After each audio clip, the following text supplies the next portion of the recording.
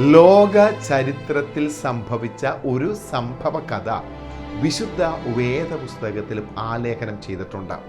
Roman സാമ്രാജ്യം ഭരിച്ചുകൊണ്ടിരുന്ന സീസറിൻ്റെ ആധിപത്യത്തിന് കീഴിലുണ്ടായിരുന്ന ഇസ്രായേലിൻ്റെ നാടുവാഴിയായിട്ട് ഭരണം ചെയ്ത പീലാത്തോസ് ഒരിക്കൽ അന്നത്തെ പ്രബുദ്ധരായിരിക്കുന്ന ആൾക്കാരോടും മത മേലധ്യക്ഷന്മാരോടും പരസ്യമായി ഒരു ചോദ്യം ഇങ്ങനെ ഉന്നയിച്ചു: ഈ ബറാബാസിനെ വേണമോ അതോ ക്രിസ്തു എന്ന് പറയുന്ന യേശുവിനെ വേണമോ എന്ന് ചോദിച്ചു. ജനം പറഞ്ഞു, ഞങ്ങൾക്ക് ബറാബാസിനെ മതി എന്ന് പറഞ്ഞു. ഉടനെ പീലാത്തോസിന് വലിയ താല്പര്യമുണ്ടായി നിർദോഷിയായിരിക്കുന്ന ക്രിസ്തു എന്ന് പറയപ്പെടുന്ന യേശുവിനെ വിട്ടയക്കണമെന്ന്. പിന്നെയും ഒരിക്കൽ കൂടെ താൻ ചോദിച്ചു, ഈ യേശുവിനെ എന്ത് ചെയ്യണം? ഉടനെ ജനമെല്ലാം ഒറ്റ സ്വരത്തിൽ പറഞ്ഞു, യേശുവിനെ ക്രൂശിക്കുക, യേശുവിനെ ക്രൂശിക്കുക.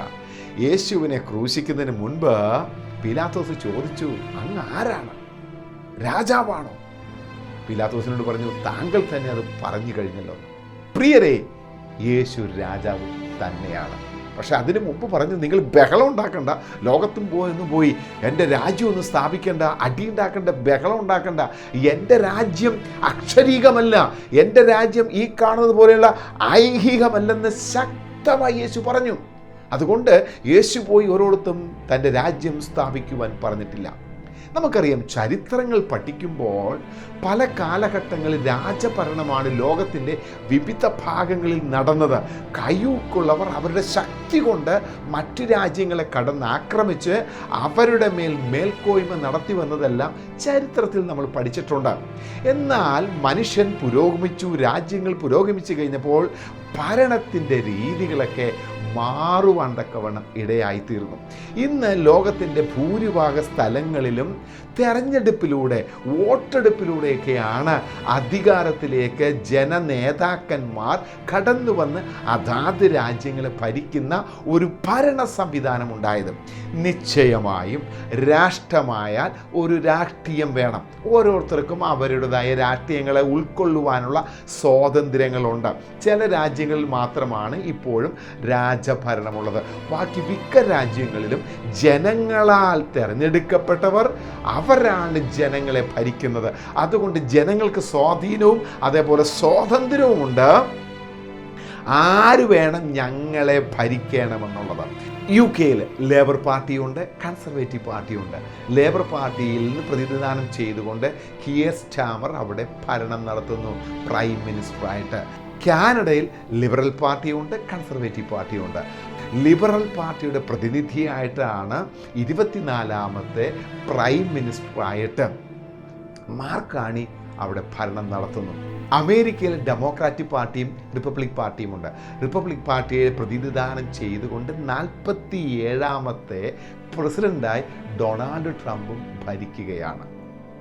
ഈ ഭരണാധികാരികൾ അവർക്ക് ഭരണം കിട്ടുന്നതിന് മുൻപ് അവരുടേതായ പാർട്ടികൾ അവർ പ്രകടന പത്രിക ഇറക്കാറുണ്ട്. ഇംഗ്ലീഷിൽ മാനിഫെസ്റ്റോ എന്നൊക്കെ പറയും. അവരുടെ എയിം എന്താണ്, അവരുടെ പോളിസി എന്താണ്, അവരെന്തെല്ലാം കാര്യങ്ങളാണ് അധികാരത്തിൽ വന്നാൽ ജനങ്ങൾക്ക് വേണ്ടി, രാഷ്ട്രത്തിന് വേണ്ടി ചെയ്യാൻ പോകുന്നതെന്നെല്ലാം ആ പ്രകടന പത്രികയിൽ കാണുവാനിടയായിത്തീരും. ഇതുപോലെ തന്നെ യേശു രാജാവാണ്. പക്ഷെ ഓരോരുത്തും പോയി ആരെയും വെട്ടിക്കൊല്ലുകയോ ഏതെങ്കിലും ഭരണം പിടിച്ചെടുക്കുകയോ ചെയ്തിട്ടില്ല. യേശു ശക്തമായിരിക്കുന്ന ഒരു പ്രകടന പത്രിക ഇറക്കിയിട്ടുണ്ട്. നൂറ്റാണ്ടുകളായി അനേക കോടി ജനങ്ങളുടെ ഹൃദയത്തിൽ ആ പ്രകടന പത്രികയുണ്ട്. അവർ അത് വിശ്വസിച്ചുകൊണ്ട് അവർ ആ പ്രകടന പത്രിക ഹൃദയത്തിലേറ്റുകൊണ്ട് ജീവിതത്തിൽ ജീവിച്ചിരിക്കുമ്പോൾ തന്നെ ഈ യേശുവിനെ അവരുടെ രാജ്യത്തിൻ്റെ, ആത്മീക ലോകത്തിൻ്റെ രാജാവായിട്ട് തെരഞ്ഞെടുക്കപ്പെട്ട് കഴിഞ്ഞു. എന്തിനേറെ, ക്രൂശേൽ യേശു കിടക്കുന്നത് കള്ളനെ പോലെയാണ്. വേറെ രണ്ടുപേരും കള്ളന്മാരാണ്. പക്ഷേ ഒരു കള്ളൻ മരിക്കുന്നതിന് മുൻപ് യേശുവിനെ കള്ളനായിട്ടല്ല കണ്ടത്, രാജാവായിട്ട് കണ്ടിട്ട് ഹൃദയത്തിൽ താൻ തെരഞ്ഞെടുത്തിട്ട് ഈ ലോകത്ത് നിന്നും അദ്ദേഹം പോകുവാനിടയായിത്തീർന്നു. യേശു മരിക്കുന്നതിന് മുമ്പ് ആ വ്യക്തിയോട് പറഞ്ഞു, നീ എന്നോട് കൂടെ പർദീസയിലായിരിക്കുമെന്ന്. അതേ പ്രിയരെ, യേശു വരിക തന്നെ ചെയ്യും. നാം എവിടെ എത്തിച്ചേരേണ്ടവരാണെന്നുള്ള തിരിച്ചറിവാണ് നമുക്ക് ആദ്യമായി ഉണ്ടായിരിക്കേണ്ടത്. ഇങ്ങനെയുള്ളൊരു ജീവിതം കൊണ്ട് ഇവിടം കൊണ്ട് തന്നെ എല്ലാം അവസാനിക്കുന്നുവെങ്കിൽ ഇപ്പോഴുള്ള ഈ സംവിധാനങ്ങളൊക്കെ തന്നെ വളരെ മതിയായതാണ്. എന്നാൽ ഇതുകൊണ്ടൊന്നും അവസാനിക്കുന്നതല്ല. ഈ ലോക ജീവിതമൊക്കെ കഴിഞ്ഞ് മനുഷ്യനൊരു ആത്മലോക ജീവിതമുണ്ട്. ഈ ലോകം നശിച്ചു പോകുമെന്ന് ദൈവവചനം പറയുന്നു. നീതിയോടെ ദൈവം തൻ്റെ ഭരണം നടത്തുമെന്നും അത് ആത്മലോകത്തിലാണെന്നും വിശുദ്ധ വേദപുസ്തകം പറയുന്നു. ഇതൊരു തമാശ കഥയോ തമാശയ്ക്ക് വേണ്ടി നേരം പോക്കിന് വേണ്ടി എന്തെങ്കിലും ഒന്ന് ഭയപ്പെടുത്തി മനുഷ്യൻ നല്ലവനായിട്ട് ജീവിക്കാനുള്ള ഒരു സംവിധാനത്തിൻ്റെ സിസ്റ്റത്തിൻ്റെ രീതികളല്ല ഞാൻ ഈ പറയുന്നത്. ഇത് വിശ്വാസത്താൽ ഗണിക്കുവാൻ കഴിയുന്ന, ആത്മാവിൽ ഗ്രഹിക്കുവാൻ കഴിയുന്ന ഒരു നിത്യ സത്യമാണ് പ്രിയരെ ഞാൻ വിളിച്ചു പറയുന്നത്. യേശു ചുമ്മാ മരിച്ചതല്ല. യേശു വ്യക്തമായിട്ട് പറഞ്ഞു മനുഷ്യന് ആത്മരക്ഷയുടെ ആവശ്യമുണ്ടാകും. ആ കർത്താവ് തൻ്റെ രാജ്യം സ്ഥാപിക്കുമ്പോൾ നമ്മുടെ ഈ ഭൂമിയിൽ ജീവിച്ച് ഇരിക്കുമ്പോഴുള്ള തെരഞ്ഞെടുപ്പാണ് നമ്മുടെ വിധി ശരിക്കും നിർണ്ണയിക്കപ്പെടുന്നത്. ഈ ലോകത്തിൽ ആരൊക്കെ ഭരിച്ചാലും 5 വർഷം, പിന്നെ അവർക്കൊരവസരം കിട്ടി, പിന്നെ 5 വർഷം, പിന്നെ 5, അതിൽ കൂടുതൽ ആയുഷ്കാലമൊന്നും ഭരിക്കാൻ പറ്റുകയില്ല. പക്ഷേ യേശു തൻ്റെ രാജ്യം സ്ഥാപിച്ചാൽ അത് നിത്യ രാജ്യമാണ്. അവിടെ പിന്നെ സംവിധാനങ്ങൾ മാറുകയില്ല. കാരണം അവിടെ എതിർകക്ഷിയില്ല പ്രിയരെ. ആത്മലോകത്തിലേക്ക് നമ്മൾ പ്രവേശിക്കും. അതുകൊണ്ട് ആ കള്ളൻ പോലും ഈ ലോകത്ത് നിന്ന് മാറ്റപ്പെടുന്നതിന് മുമ്പ് അകതാരിൽ തനിക്കൊരു ആത്മീയ വെളിച്ചമുണ്ടായതുപോലെ നമ്മുടെയും അകതാരിൽ വ്യക്തമായിരിക്കുന്ന ഒരു ആത്മീയ വെളിച്ചം യേശുവിനെക്കുറിച്ച് ഉണ്ടായാൽ അത് നമ്മുടെ ജീവിതത്തിൻ്റെ വ്യക്തമായിരിക്കുന്ന തിരഞ്ഞെടുപ്പായിട്ട് മാറും.